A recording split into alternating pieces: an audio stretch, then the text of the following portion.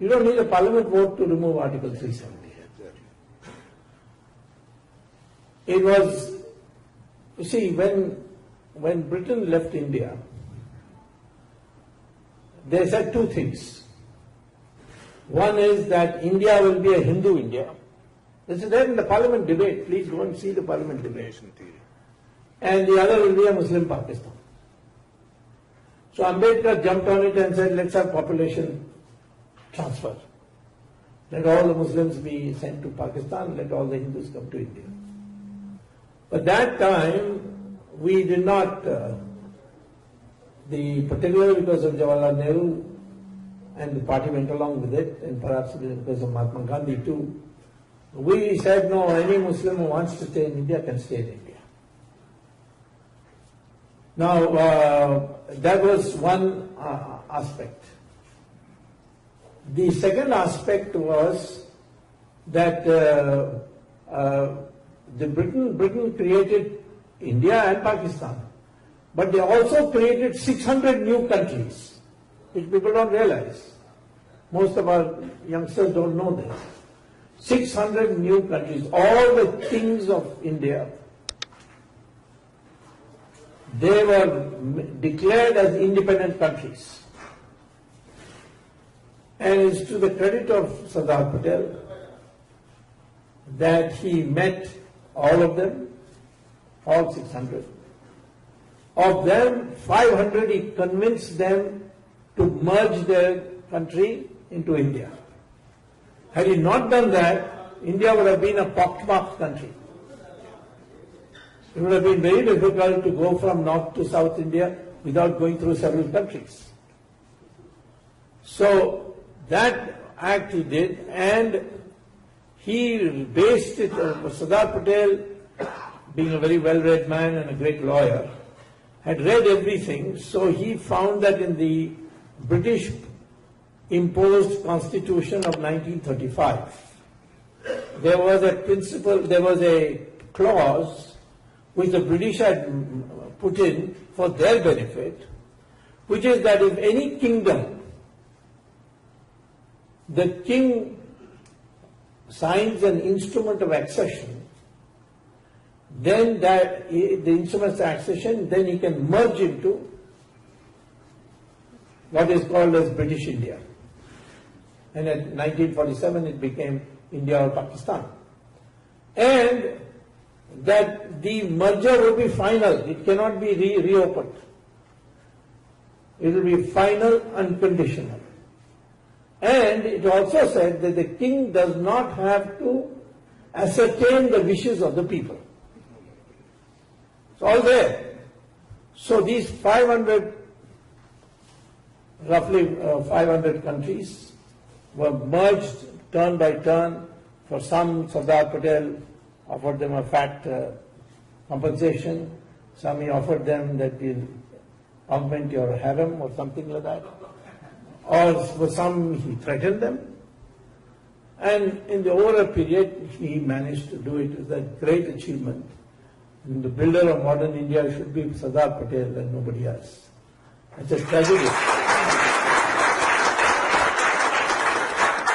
It's a tragedy that when I became minister, at that time when Sardar Patel was doing this, the king of Kashmir, being a Hindu and thinking that he had a large Muslim population, and being on the border of India and Pakistan, he thought he will emerge as a kind of Switzerland.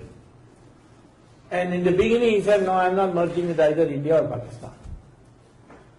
Then Pakistan sent its army into Kashmir. And the king's army was no match for it. So they were on the outskirts of Srinagar. They had come as far as Baramulla. And the king got panicky. And he came rushing to Delhi and met Sardar Patel and said, please send the army to protect me. After all, I'm all said and done, I'm a Hindu king and all that. So Sardar Patel said, yes, of course you are a Hindu king, we know that. We like you also very much. But here's a piece of paper, please sign here. That was the instrument of accession. And he signed it. He said, otherwise, no army, you go back. So that man gave some abuses, I was told by an eyewitness to Sardar Patel. that you're a mean, cruel man, this, that, but anyway, he signed. So on that day, which is 26th October 1947, Kashmir became an irreversibly a part of India, and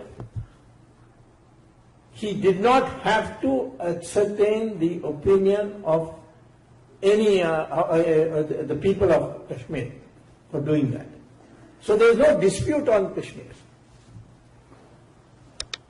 But Jawaharlal Nehru thought this Patel is getting every credit.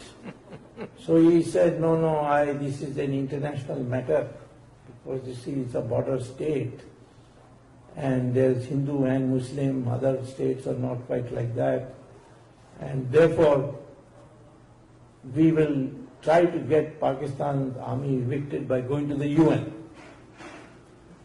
And he went to the UN. I found that when I was minister, I looked at the old files and I found that there was no cabinet resolution to take this to the UN. So it's not binding on any future government taking it to the UN. We can withdraw it any time. I don't know whose advice Sardar Patel, he didn't take Sardar Patel's advice, but I don't know whose advice Nehru took. But the opinion of Morarji Desai was, the only opinion he ever took was of Edwina Mountbatten. And after doing it, he promised Article 370 to be incorporated in the new constitution, which was being discussed at that time by the Constituent Assembly. The president of the Constituent Assembly was Rajendra Prasad. The chairman of the Fundamental Rights Committee was Sardar Patel, and the drafting committee chairman was Ambedkar. So, therefore, it had to be. We were at the, at the stage when by then it would be 1948. We were fairly advanced stage. The constitution was finalized and adopted by the Constituent Assembly in 1949 November. So this had to be now inserted. But Jawaharlal Nehru didn't have the courage to move the motion himself, because he knew that people would be very hostile. The Constituent Assembly may turn him down. So he pleaded with Sardar Patel that I've got a very important meeting in London. So you please, move it. So Sardar Patel said, I can't move that, because I don't approve of it, but I will ask somebody to move. So he went and asked Ambedkar. Ambedkar said, am I a traitor to move such a resolution? I will not move it. And what happens if every king starts now saying, we want Article 370? What will we do? So he refused. So finally, they got Gopal Swamy Iyengar to move the resolution. And it was an uproarious scene. I'm taking all this because these are important things to know for the background for why some things we have not been able to do right away. And he moved the resolution, and finally Sardar Patel had to get up and say, it is a temporary measure and it can be removed by an executive order, won't need parliament vote, and on that basis you please pass it. And that's how Article 370 entered the Constitution, and is written there as the heading for that section, that article, temporary provision for the state of Jammu and Kashmir. And in that it says that if the President issues a notification stating that Article 370 is scrapped, then it is scrapped right away, on the moment the notification is issued. No parliament vote is necessary. So how is the President issuing notification? The procedure is that the Cabinet adopts a resolution and sends it to the President. So for us to remove Article 370, it's a very simple affair. All you have to do is get the Cabinet, which we are a majority party government, adopt a resolution and send it to the President. Well, there are 2-3 precautionary remarks I'd like to make on that. One is, I'm not sure that the President will not send it back saying, please reconsider. It would have a very adverse international effect. And the President is retiring in 2017. And we have enough numbers to get our own President elected. So maybe it can be done after that. So if there is people keep asking, why 370 not removed, why 370? This is the only thing that it's easy to remove it. Then if you want to remove it, why you got this alliance in Kashmir? Well, I mean, people like me were against it, but what was explained to me was that let us show to the world that we are Hindus and Muslims have come together on Kashmir. But the Mufti has turned out to be a rascal. So it's only a matter of time before we will have a president's rule there, unless he improves in a big way, which is unlikely. So therefore, there's a background to all these things, why we are not implementing it.